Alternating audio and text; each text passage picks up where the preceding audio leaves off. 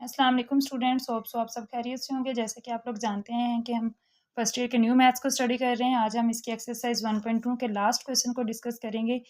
Question number 12 में आपके पास alpha find करना है। हमने Z1 और Z2 की वैल्यूज़ गिवन है और किस वैल्यू को आपने यूज़ करना है, इस स्टेटमेंट को यूज़ करना है।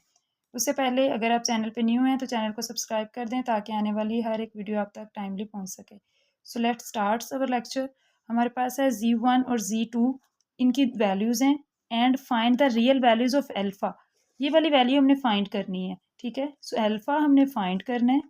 Z1 की वैल्यू आपके पास है 4 + 5 अयोटा एंड Z2 की वैल्यू है alpha -2 iota and the statement is saying that real part of Z1 और Z2 is equal to 20। अब रियल पार्ट से क्या मुराद है, लाइक यहाँ पे मैं एक नंबर लिखूँ 2 - 3 अयोटा, तो इसका रियल पार्ट क्या होगा, ये 2, ठीक है। सो हम कहेंगे कि real part of this imaginary number is equal to 2 है, ठीक है। सो ये इसी तरह से हमने Z1 और Z2 को मल्टीप्लाई करना है और इसका रियल पार्ट ले लेना है और इस रियल पार्ट को हम 20 के इक्वल रखेंगे, ठीक है। तो सबसे पहले हम Z1 एंड Z2 फाइंड कर लेते हैं। Z1 Z2 ये आपस में क्या हो रहे हैं, मल्टीप्लाई। सो Z1 की वैल्यू सबसे पहले लिखते हैं 4 + 5 अयोटा एंड Z2 की वैल्यू है अल्फ़ा -2 अयोटा। इन दोनों को मल्टीप्लाई करेंगे, 4 को अल्फ़ा से तो 4 अल्फ़ा, फिर 4 को -2 अयोटा से तो 4 × 2 = 8 अयोटा आ जाएगा। 5 को अल्फ़ा अयोटा से मल्टीप्लाई करेंगे +5 alpha iota plus minus minus, so 5 × 2 = 10 iota iota से मल्टीप्लाई होकर अयोटा स्क्वायर वैल्यू देगा।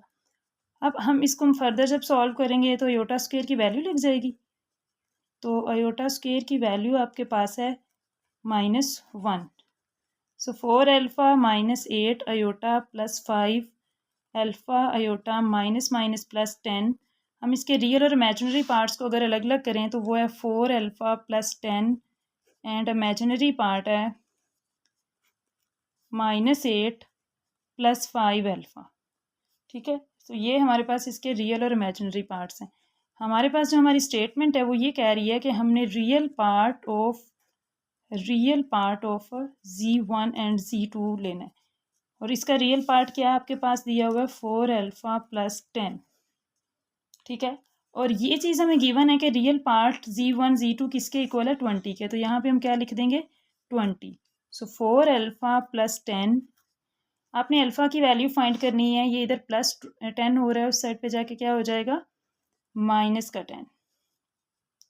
सो ये आ जाएगा 4 अल्फ़ा। जब भी आपने किसी अननोन की वैल्यू फाइंड करनी है और इस तरह से आपके पास कुछ नंबर प्लस माइनस मल्टीप्लाई कुछ भी हो रहे हो, तो हम 1 बाय 1 करके पहले हम प्लस और माइनस होने वालों को दूसरी साइड पे ले जाते हैं, फिर हम देखते हैं कि कोई चीज़ मल्टीप्लाई या डिवाइड हो रही है, फिर उसको ले जाते हैं, ठीक है। सो एक बेसिक सा कॉन्सेप्ट है ये, बहुत ही आपने प्राइमरी क्लास में ये चीज़ें पढ़ी होती हैं, अपने लोअर क्लासेस में पढ़ के आए होते हैं।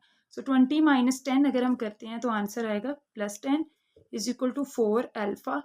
अब नेक्स्ट हमने क्या करना है, इसके अंदर 10 ये आपके पास 4 इधर मल्टीप्लाई हो रहा है, इधर आके क्या हो जाएगा, divide. So 10 / 4 is equal to alpha. 10 / 4 अगर हम करते हैं तो 2 × 2 = 4 and 2 × 5 = 10 and alpha is equal to 5/2। So ये हमारा आज का लेक्चर था। होप सो कि आप सबको समझ आ गई होगी। अगर किसी भी पॉइंट में किसी को कोई कन्फ्यूजन है तो पूछ सकता है। मिलते हैं नेक्स्ट लेक्चर में, तब तक के लिए अल्लाह हाफिज़।